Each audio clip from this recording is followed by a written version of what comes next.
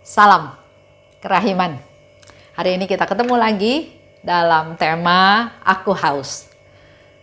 Dan sesi yang ke-11 ini dengan judul Yesus mau mengajar kepada Suster Faustina bagaimana untuk menderita. Kita mulai ya. Bapak Ibu bisa siapkan dari Diary Faustina nomor 1767. Di sana dikatakan oleh Yesus, "Putriku, aku ingin mengajar engkau tentang bagaimana engkau harus menyelamatkan jiwa-jiwa melalui pengorbanan dan doa." Hari ini Yesus ingin mengajar Suster Faustina untuk menyelamatkan jiwa-jiwa dengan cara pengorbanan dan melalui doa. Lewat doa dan penderitaan, engkau akan menyelamatkan lebih banyak jiwa daripada yang akan diselamatkan oleh seorang misionaris melulu lewat pengajaran dan khotbah-khotbahnya. Jadi memang para imam, para misionaris, ya, kaum religius mewartakan firman Tuhan. Dia bisa mengajar, dia bisa berkhotbah dalam homili, dalam perayaan Ekaristi, tapi jumlah yang dicapai itu tetap lebih sedikit. Yesus katakan kalau mau dapat lebih banyak jiwa-jiwa untuk dapat diselamatkan, maka Yesus minta pada Suster Faustina untuk melakukan atau untuk menyelamatkan jiwa-jiwa dengan cara berkurban, dengan cara berdoa, dengan cara menderita buat mereka. Aku ingin, dikatakan lagi oleh Yesus ya, menyaksikan dirimu sebagai kurban. Yesus mau Suster Faustina mengorbankan dirinya. Suster Faustina jadi kurban, terdorong oleh cinta yang bernyala-nyala, yang baru kemudian akan tampak berbobot di hadapanku. Nah, kita manusia di dalam hidup kita sehari-hari, suka nggak suka, sering juga mengalami penderitaan. Contoh ya, tahu hujan besar, kita jalan-jalan di luar, pakai baju tipis, nggak pakai payung, berlama-lama kehujanan, terus pulang sakit. Apakah kita menderita? Penderitaan itu bukan karena kita melakukan hal yang baik, tapi kita sengaja kehujanan biar menderita. Ya. Nah, hal yang lain, contohnya lagi. Kita berusaha untuk kalau mau nyebrang jalan, kita berusaha lihat ke kiri ke kanan. Kalau sudah safe, kita nyebrang. Betul kan? Tapi tanpa diduga ada orang yang naik motor, yang baru belajar, yang tidak bisa ngerem, tiba-tiba nabrak kita. Dan kita jatuh, kita terluka. Menderita, sakit. Ya. Nah, apa reaksi kita? Marahin orang itu karena dia belum bisa nyetir motor kok. Nyetir motor di jalanan, kita tegur dia, kita marahin dia karena dia melakukan kesalahan kepada kita, sehingga kita menjadi rugi, menjadi sakit, menjadi harus masuk rumah sakit, atau kita belajar memaklumi, mengampuni, memaafkan. Nah, di sini kalau kita bisa belajar memaafkan, maka melalui penderitaan yang aku alami, disitulah terjadi apa yang Yesus minta. Aku ingin engkau menjadi kurban. Aku ingin engkau menderita untuk keselamatan jiwa-jiwa. Kalau dikaitkan dengan Suster Faustina, pasti dia menderita untuk menyelamatkan orang berdosa. Contoh ya, ada satu cerita. Ini dalam masa pandemi ya. Ada suami istri. Suaminya selingkuh, hidup dengan wanita lain. Akhirnya si istri bilang, ya sudah, kalau kamu mau hidup sama wanita lain, sudah kita udahan. Memang tidak putus, tidak cerai secara resmi, tapi ya sudah mereka hidup masing-masing. Yang suaminya pergi sama perempuan lain, sama perempuan peliharaannya dia, ya si istri hidup dengan anak-anaknya, dia bekerja, membanting tulang untuk membesarkan anak-anaknya.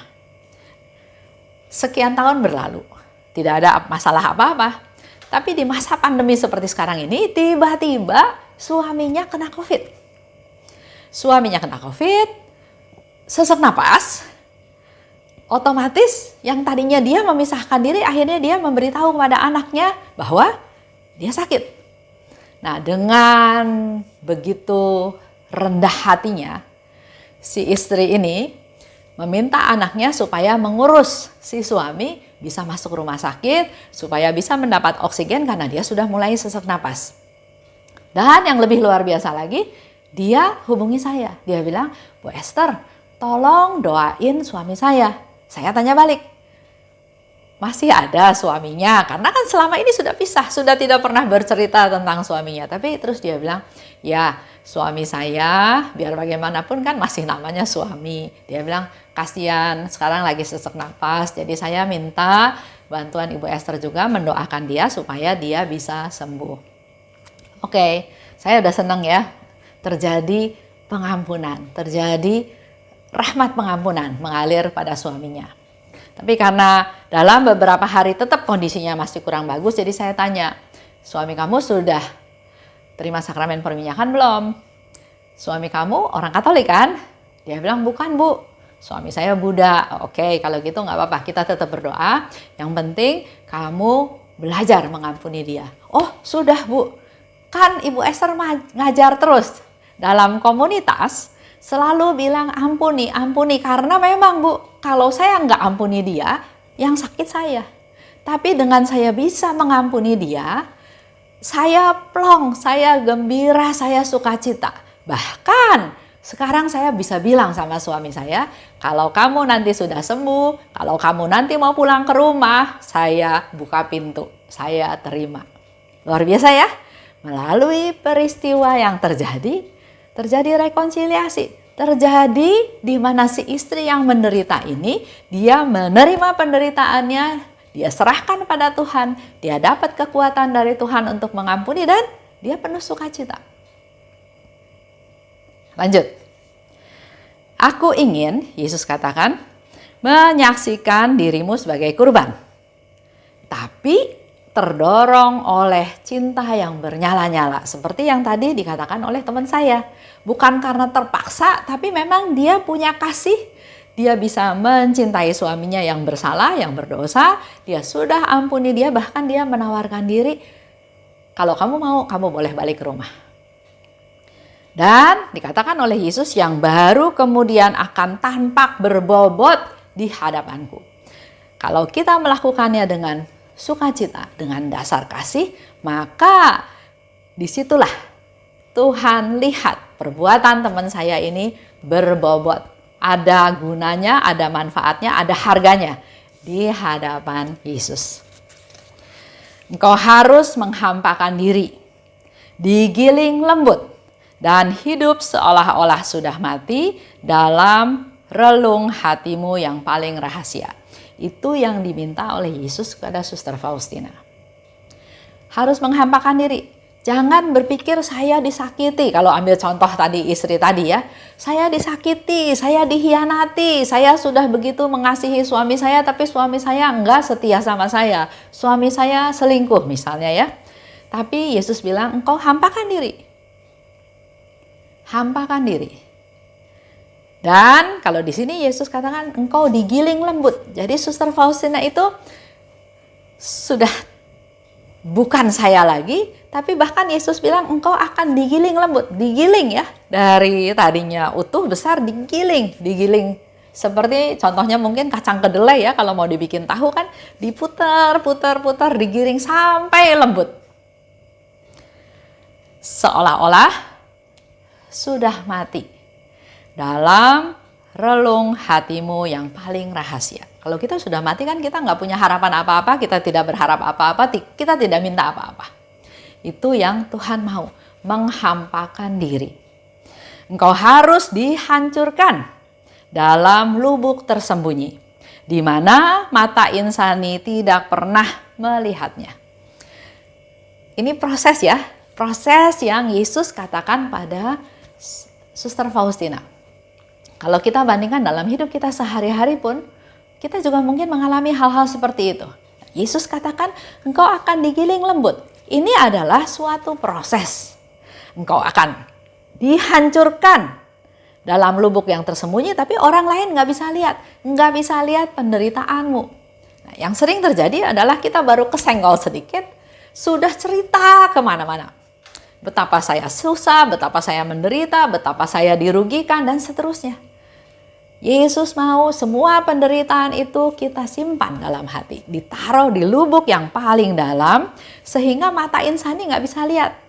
Nggak bisa lihat penderitaan kita. Sama seperti cerita yang lalu ya. Suster Faustina walaupun menderita hebat, dia tinggalkan pekerjaan, dia cari Yesus, dia mohon kekuatan dari Tuhan, dan pada waktu dia sudah kuat lagi, dia bekerja dengan lebih punya sukacita walaupun dia dalam posisi menderita. Sehingga suster lain melihatnya, Suster Faustina nggak lagi menderita, bahkan lagi diberkati Tuhan karena dia tidak menderita. Nah, ini yang Yesus katakan, tenggelamkan. Kita digiling lembut, kita dihancurkan, tapi nggak usah diekspos, nggak usah minta kasihan orang. Dengan demikian, aku akan menemukan di dalam dirimu suatu kurban yang berkenan di hatiku. Kalau kita menerima penderitaan tersebut, kita diam, kita nggak gembar-gembor, kita nggak minta simpati daripada orang-orang, nggak minta empati dari orang-orang. Nah, persembahan ini akan menjadi sesuatu kurban yang berkenan di hatiku. Suatu kurban yang sungguh manis dan harum. Buat Yesus, pengorbanan tersebut adalah sungguh manis dan harum. Kalau Bapak Ibu pernah masih ingat ya cerita di mana Suster Faustina waktu itu tugas jaga pintu, ada pengemis datang, dia compang-camping, kedinginan, lagi musim dingin, minta makan karena kelaparan. Suster Faustina melakukan beberapa hal yang harusnya nggak boleh dilakukan. Bukan jam makan, jadi udah nggak boleh masuk lagi ke dalam dapur aturannya. Tapi terdorong oleh belas kasihnya, dia bilang nggak apa-apalah. Kalau saya nanti harus dihukum juga karena melanggar aturan ya, tapi saya mau tolong dia. Dia ke dapur, dia cari sisa-sisa makanan yang masih ada, syukur masih ada sop, syukur masih ada remah-remah roti, dia panasin dan dia kasih ke pengemis itu. Setelah pengemisnya selesai makan, mangkoknya dikembalikan, terjadi sesuatu yang luar biasa. Pengemisnya menghilang, yang Suster Faustina melihat wajah Yesus. Dan di situ Yesus katakan, aku ingin mencicipi sendiri rasa syukur yang orang-orang limpahkan kepada Tuhan. Rasa syukur itu naik sampai ke atas. Sehingga Yesus turun mau merasakan sendiri betapa baiknya, betapa manisnya apa yang dilakukan oleh Suster Faustina. Maka akan sungguh besarlah kuasamu bagi siapa saja yang kau doakan. Kalau kita bisa setulus itu, seperti Suster Faustina lakukan ya, penderitaan itu diterima, dipersembahkan pada Tuhan, bukan minta simpati, maka Yesus katakan, maka akan sungguh besarlah kuasamu bagi siapa saja yang kau doakan. Kita berdoa buat siapa saja, kalau kita punya hati yang tulus, sungguh-sungguh ingin menyelamatkan jiwa-jiwa tersebut, maka besarlah kuasamu terhadap orang-orang yang engkau doakan. Secara lahiriah, pengorbananmu harus tampak sebagai berikut. Jadi Yesus memberikan caranya dengan sangat detail. Bahkan di sini dikatakan, pengorbananmu secara lahiriah harus tampak sebagai berikut. Diam, tersembunyi, diresapi oleh cinta, dipenuhi dengan doa. Jadi kalau kita mengalami penderitaan untuk menyelamatkan jiwa-jiwa, maka yang kita perlu lakukan adalah diam. Tersembunyi. Jangan show ya. diresapi oleh cinta. Kita lakukan semua itu dengan dasar cinta dan dipenuhi dengan doa. Kita banyak berdoa. Dalam masa pandemi ini banyak sekali waktu untuk kita bisa berdoa. Katakan lebih lanjut ya. Putriku, aku minta agar pengorbananmu murni dan penuh dengan kerendahan hati, sehingga aku dapat menemukan kenikmatan di dalamnya. Yesus mau kita melakukan pengorbanan itu murni, bukan pura-pura, bukan pura-pura baik, bukan pura-pura suci, tapi murni dan rendah hati. Ini yang diminta. Kadang kan kita misalnya menolong orang, ada orang susah, kita tolong dia, tapi kita tolongnya sambil marah-marah, sambil menegur, sambil menghakimi, sambil menuduh. Itu udah jelas nggak berkenan pada Tuhan. Tuhan mau kita menderita, dasarnya murni dan juga rendah hati. Aku tidak akan menahan rahmatku sehingga engkau dapat memenuhi apa yang ku minta darimu. Jadi dalam hal ini, kalau ada di antara kita bilang, wah nggak bisa Tuhan, penderitaan saya terlalu berat, saya nggak sanggup Tuhan, saya nggak mampu Tuhan. Di sini Tuhan Yesus hari ini menjawab, aku tidak akan menahan rahmatku. Jadi kalau kita punya tugas tertentu dari Tuhan, Tuhan Yesus bilang, aku tidak akan menahan rahmatku. Aku akan memberikan rahmat tersebut sehingga engkau dapat memenuhi apa yang aku minta.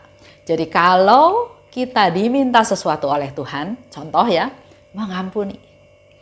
Banyak orang sampai sekarang bilang, nggak bisa Bu Esther, saya nggak bisa mengampuni, saya mau tapi saya nggak bisa.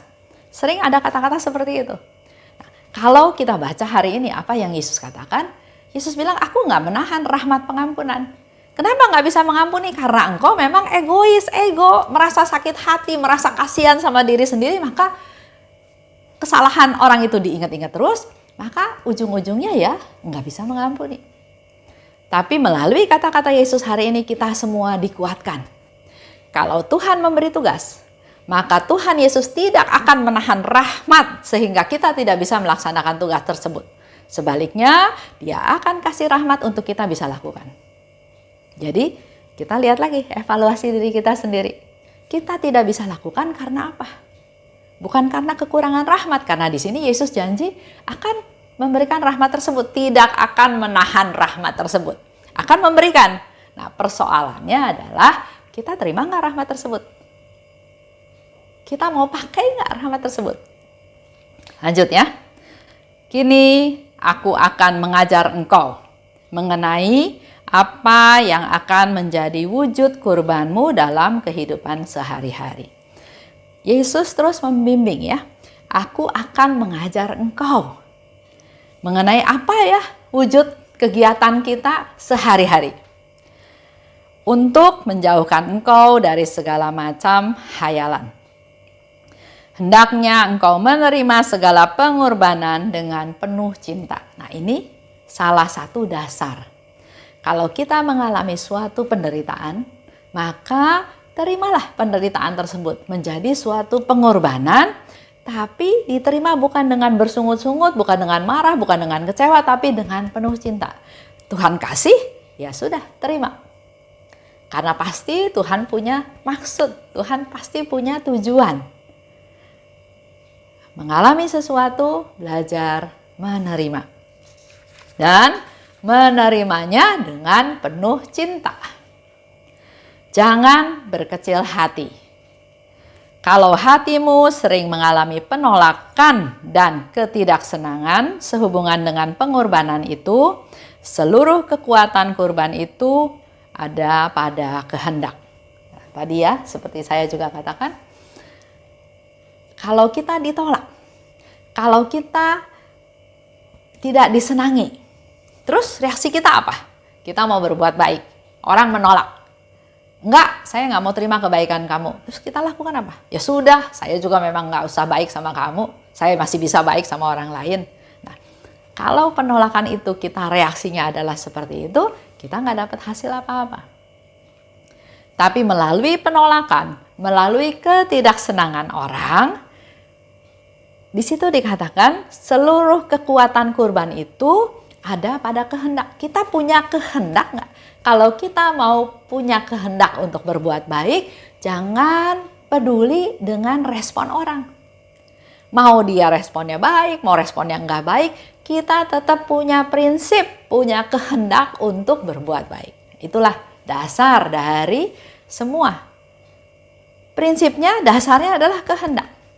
Jangan karena reaksi orang. Saya berbuat baik karena reaksi orang. Saya nggak berbuat baik karena orang juga bereaksi terhadap saya seperti ini, seperti itu. Bukan ya. Jadi apa yang kita mau lakukan dasarnya adalah pada kehendak. Perasaan-perasaan yang menentang pengorbanan itu akan meningkatkan nilainya di mataku. Dan sama sekali tidak akan merendahkannya. Kalau kita mengalami suatu penderitaan, pasti ada juga perasaan-perasaan, kenapa ya saya harus menderita? Misalnya contoh, suami istri. Suaminya selingkuh, istrinya bilang, kamu selingkuh.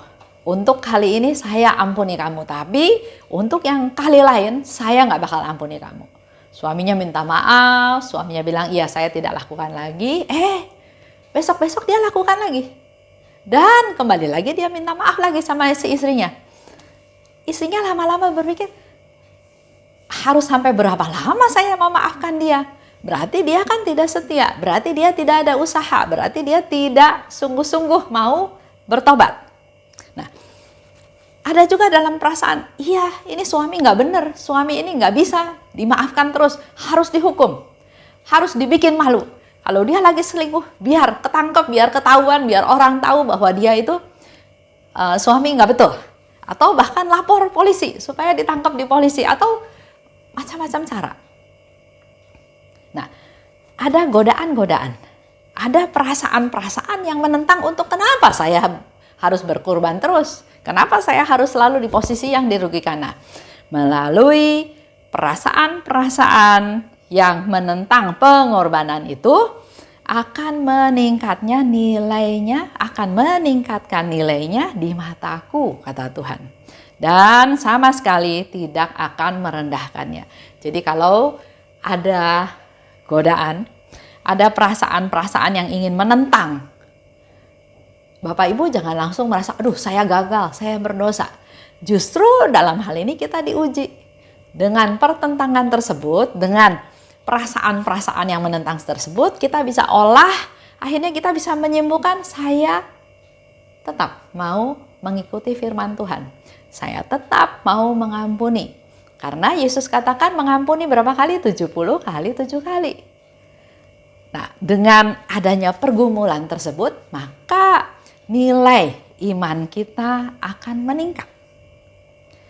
Ketahuilah bahwa tubuh dan jiwamu akan sering berada di tengah api. Yesus katakan seperti ini kepada Suster Faustina bukan untuk menakut-nakuti. Begitu pula mengatakan pada kita semua bukan untuk kita jadi ketakutan, tapi justru kita harus lebih waspada, lebih hati-hati. Jangan sampai kita masuk dalam pencobaan. Meskipun pada kesempatan-kesempatan tertentu engkau tidak merasa kehadiranku, tapi aku akan selalu menyertai engkau. Nah, ini juga sama kan? Sering kita juga dengar orang-orang yang berkeluh kesah, Tuhan gak dengar doa saya. Tuhan gak pelihara saya. Tuhan gak jaga saya. Saya jatuh dan jatuh lagi. Saya terus-menerus menderita. Satu urusan belum selesai, datang lagi urusan lain. Satu penderitaan belum selesai, datang lagi penderitaan lain. Sama seperti yang ada seseorang ya bilang sama saya, Bu, apakah Tuhan sedang menghukum saya? Kok sekarang kayaknya penyakit saya bermunculan dalam waktu yang bersamaan, segala macam penyakit. Nah, di sini Yesus memberikan satu lagi kekuatan kepada kita. Walaupun kamu merasa kamu tidak disertai sama Tuhan, walaupun kamu merasa kamu tidak merasakan kehadiranku, tapi selalu ingat bahwa aku akan selalu menyertai engkau. Ini menjadi satu kekuatan buat kita ya. Jangan pernah berpikir bahwa Tuhan nggak ada, bahwa Tuhan nggak sayang sama saya, bahwa saya nggak rasa Tuhan hadir. Di sini Tuhan mau bilang bahwa aku akan selalu senantiasa menyertai engkau. Jangan takut. Yesus katakan ya, rahmatku akan menyertaimu. Dengan segala macam situasi, segala macam penderitaan, segala hal yang kita alami, kita perlu ingat janji Yesus. Rahmatku akan menyertai engkau. Nah, itulah hari ini kita belajar dari apa yang Yesus ajarkan pada Suster Faustina untuk menderita. Penderitaan itu diterima bukan untuk membuat Suster Faustina menderita saja, tapi justru untuk menyelamatkan jiwa-jiwa. Dan kalau penderitaan itu datang, kalau hal itu kita alami, jadikan suatu pengorbanan. Serahkan pada Tuhan dengan hati yang murni dan rendah hati. Dan saya mau ulang, ada dua hal yang tadi Yesus pesan pada Suster Faustina, yaitu meskipun pada kesempatan-kesempatan tertentu engkau tidak merasa kehadiranku, aku akan selalu menyertai engkau. Jangan takut. Rahmatku akan menyertaimu. Itu aja untuk hari ini. Silahkan Bapak Ibu baca lagi 1767. Terima kasih. Salam kerahiman.